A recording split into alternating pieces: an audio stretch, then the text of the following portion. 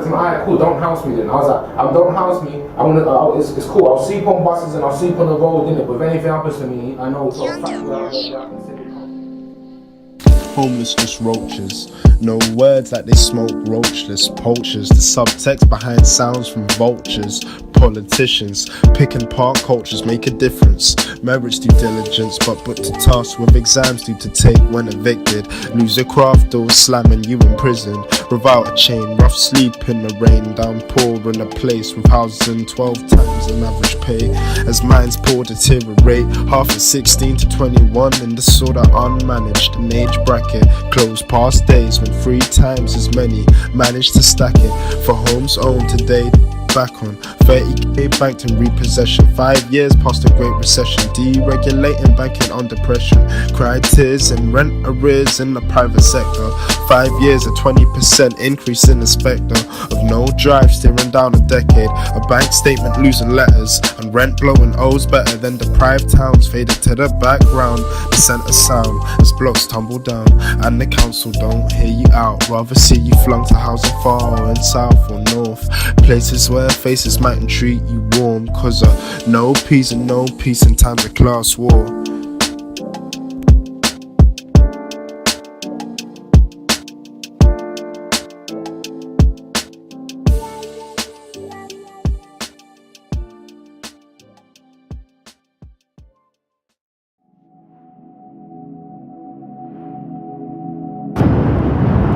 I experienced homelessness when I was younger, about at the age of 12, 13 years old.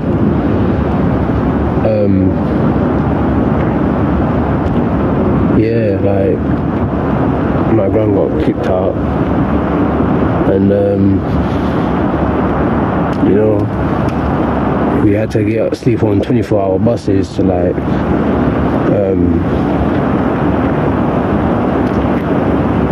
to get to to sleep somewhere, and then when we get to the destination,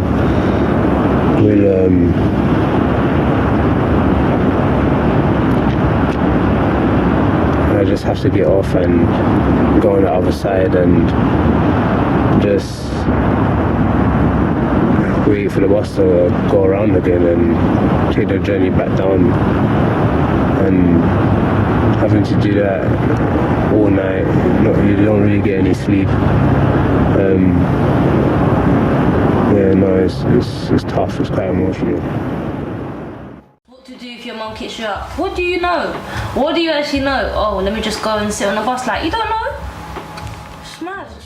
You become homeless? I become homeless when I was like 15, 16, so I'm 23 now. So it's roughly 8 years or so. Then become homeless literally, it was just at the blue, to be honest. I was living with my dad went in jail, so I was living with my mum, but just didn't get on with my mum. So then when my dad come out, moved in with my dad, but then a year later he just kicked me out. So when did you become homeless? I became homeless at, I think 17. I got evicted in the week of my A2 exams. We got evicted from a 3-bedroom house and we got put in a studio flat. Downsizing from a 3-bedroom house, so obviously it was just too small, so I had to look for somewhere else. So I was staying with my boyfriend's parents in East London and somewhere else, and then from there I got the opportunity to come and interview here in North London. Then unfortunately my nan passed, and then I had to go back home. Then when I was going back home, I lost my placement in my service I was in at the time. And then when I've come back, so I was practically homeless again because my dad didn't take me back in, mum didn't, so I was just friends, sorry for surfing here and there. Then it wasn't till I hit 19 that I spoke to my mum again, and then I went to live and stay with her a bit. I started working, so I got my own place for a bit, for a couple months, lost that. And then my dad took me and got a job. He helped me get a job, and for a week, he took me in for a week, and then luckily enough, I'm in the service I'm currently in. It does have a big effect on your mental health because it's a thing where you're not in something stable, so it's nothing secure, so nothing's ever going to be secure in your life until you actually have something stable. And it's a thing where you have had issues with your family, so it's a thing where that's not even secure. So it's like, what is secure in life until you actually have something to call your own? And then until then, it's like, it just plays up in your mind. So there's times where you like, even when it comes to you go to the service and it comes to your end or your tenancy or your license agreement or whatever, it's like, what am I doing now? So it's like, it always builds up. So you go for times where you be okay, but then the depression and everything comes in because you start getting stressed out about what's next, because you don't know where you're going next.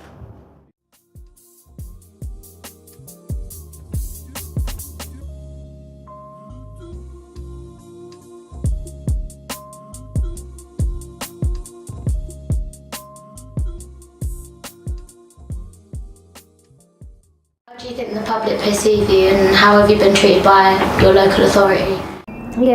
So I don't feel like the local authorities have enough of a viewing and understanding of why young people end up homeless and how to know how to support them.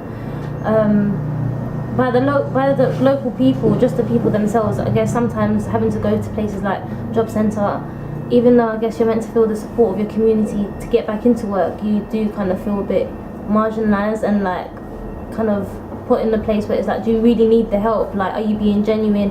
We need to see that you're really trying, when sometimes your mental health is not even allowing you to come out of that state. So there's not really much of a referral between mental health services and getting people back into like being on track, whether it be education or work. So yeah.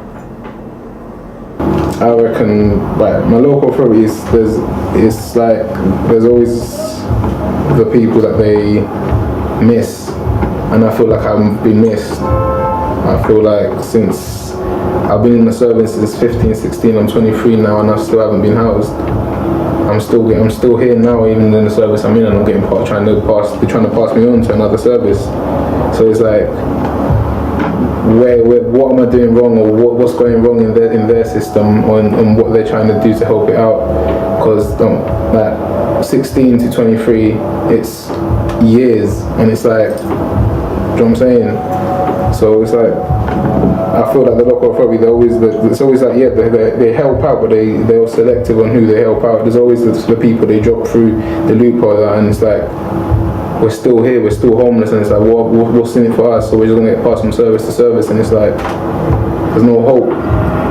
Talk about it, yeah. Like, come on. Like, you're just there like acting like all people in secondary school got to worry about GCSE and NAPI, things going on at home, like.